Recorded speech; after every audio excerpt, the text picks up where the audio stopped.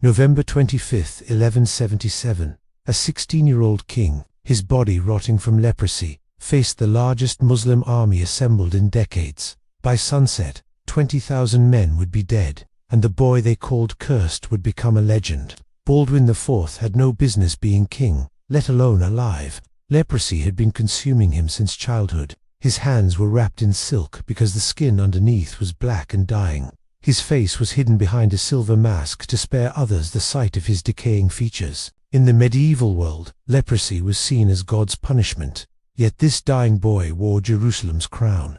And on that November morning, he made a decision that defied every rule of warfare. He would attack, not defend behind walls. He would attack with 500 knights against 26,000 men. It sounds insane because it was, but dying men calculate risk differently. Saladin, the great uniter of Egypt and Syria, commanded an empire stretching from the Nile to the Euphrates. His army had crushed every force it faced. The Crusader kingdoms were fracturing, their treasuries empty, their garrisons exhausted.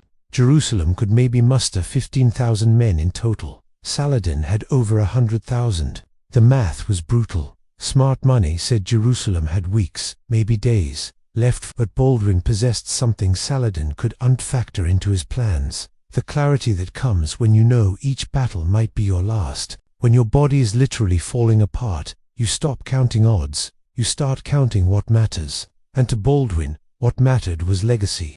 That October, terrifying intelligence arrived. Saladin was assembling his largest force ever, near the Egyptian border. 26,000 mounted warriors, including 8,000 elite Mamluks. Their destination was obvious. Jerusalem's garrison was less than 1,000 strong. In the throne room, Baldwin's advisors begged him to flee, to save himself. They weren't cowards, they were realists. But Baldwin, carried to the council on a litter because walking was torture, gave an answer that made hardened crusaders weep. I may die tomorrow or in 10 years, but I will die defending this kingdom. He could muster 500 knights, that's it. 80 were Templars, warrior monks sworn never to retreat. Supporting them were about 3,000 infantry, mostly local levies. The numbers were suicidal, 52 enemies for every single Christian knight. Then, Baldwin did something extraordinary. Despite hands so damaged he needed help to put on armor, he insisted on leading the army personally. His frail body had to be strapped to his saddle. Looking at his assembled knights, his voice clear despite the mask, he said, "God gave me this disease so that when we win, no man can claim it with human strength alone. When your king is literally dying and still mounting his horse, how can you refuse to follow?" Meanwhile, Saladin camped near Ashkelon, so confident he'd bypassed the main Crusader fortress entirely. Why waste time on sieges when Jerusalem lay defenseless? His emirs were already dividing up conquered lands. His troops scattered across the countryside, foraging. Discipline grew lax. What threat could a handful of knights possibly pose? Saladin made one fatal assumption, that Baldwin would wait behind Jerusalem's walls like any sane commander. That assumption would cost him everything. On November 23rd, Baldwin's tiny force left Jerusalem. They covered 45 miles in 36 hours, insane pace for healthy men, but unimaginable torture for a king whose body was falling apart. Templars had to carry his litter when he lost consciousness from the pain. They weren't marching to defend, they were hunting. Hunting for the one moment, the one position, where 500 could somehow beat 26,000. On the morning of November 25th, near a hill called Montgisard, their scouts found it. Saladin's army was spread out over 3 miles, completely scattered, guard down, and the terrain held a secret. A series of ravines cut through what looked like open plains. These were natural funnels that could trap a fleeing army. The Templar Grand Master, Odo of St. Amand, rode to Baldwin's litter. "Sire, God has delivered them into our hands." But even he couldn't hide his shock at the sheer scale of the enemy. Banners blackened the horizon. Some knights openly wept, others prayed. But Baldwin demanded to be lifted onto his horse. His voice rang out, "Gentlemen, David faced Goliath with faith. We faced 26,000 with God." At 11 a.m., Saladin received his first warning. Dust clouds to the north, moving fast. His reaction was disbelief. By noon, the truth was undeniable. Crusader banners appeared on the ridge, the blood-red cross of the Templars, the golden crosses of Jerusalem. Saladin's forces frantically tried to reform, but it was too late.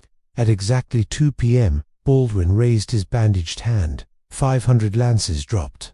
The impossible attack began. The Templar wedge, 80 knights formed into a human spear, smashed into the half-formed Muslim center at full gallop. The sound was like mountains colliding. In those first seconds, hundreds of Mamluks simply ceased to exist, crushed under hooves or impaled on lances. But the real shock wasn't the impact, it was what came next. Instead of wheeling away, the Templars just kept going, driving deeper like a blade, seeking the heart. By 2:15, the impossible happened. Saladin's center, 8,000 of Islam's finest cavalry, began to buckle. Not retreat, buckle, like a dam cracking. Panic began its deadly work. A regiment on the left wing saw the center collapsing and began to edge backward. In battle, hesitation spreads like a virus. Then came Baldwin's masterstroke. His 3,000 infantry, previously hidden in dead ground, suddenly appeared on the Muslim flank. To Saladin's rattled forces, it seemed as though Christian armies were materializing from thin air. Shouts of "we're surrounded" spread through the ranks. At 2:45, the battle became a massacre. As the Muslim soldiers tried to flee, they discovered Baldwin's tactical genius. Those ravines that looked like escape routes became death traps. Knights pursued them into the natural killing grounds. Men trampled each other. Horses screamed with broken legs. Warriors threw away their weapons to run faster. Then, the unthinkable. At 3 p.m., Saladin's personal guard, the 2,000 Mamluks sworn to die before abandoning him, broke and fled. These were men who had faced Mongol cavalry without flinching. Yet they ran. Saladin himself, watching his invincible army disintegrate, abandoned his warhorse and mounted a racing camel. The sight of their Sultan fleeing on a pack animal shattered the last of his army's will to fight. The pursuit was relentless. Lances broken. The knights used swords. Swords blunted. They used maces. Christian chroniclers said God's strength flowed through them. Muslim chroniclers, horrified, agreed this had to be divine punishment. By 4 p.m., the ravines were charnel houses. Baldwin himself fought on, strapped to his saddle, unable to feel the sword in his hand, leading charge after charge. Knights later swore they saw tears of blood seeping from beneath his silver mask. As the sun set, the scope of the catastrophe became clear. Where Saladin's mighty host had stood, only corpses remained. 20,000 of his men were dead. Of the 26,000 who woke that morning, fewer than 2,000 survived. Baldwin, finally lifted from his horse, collapsed. But he waved away help, insisting on one final act. There on the field of death, the Leper King led his exhausted army in prayer. Saladin's humiliation was total. He arrived back in Cairo with just a handful of survivors. His reputation was shattered. The Muslim chronicler Ibn al-Athir called it the most terrible catastrophe to befall Islam in this age.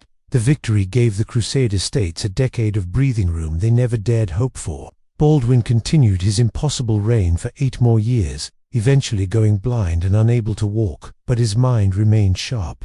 When he finally died in 1185, Saladin himself reportedly said, "I feared that man more than any army." The tragic irony is that just 2 years after Baldwin's death, Saladin reconquered Jerusalem. The kingdom Baldwin saved with 500 knights couldn't survive without him. Montgisard was a miracle, a testament to what's possible when courage defies calculation. That dying boy with bandaged hands proved that sometimes morale matters more than math. If this story of impossible courage inspired you, subscribe for more untold tales where faith and determination changed the course of history against all odds. Thanks for watching.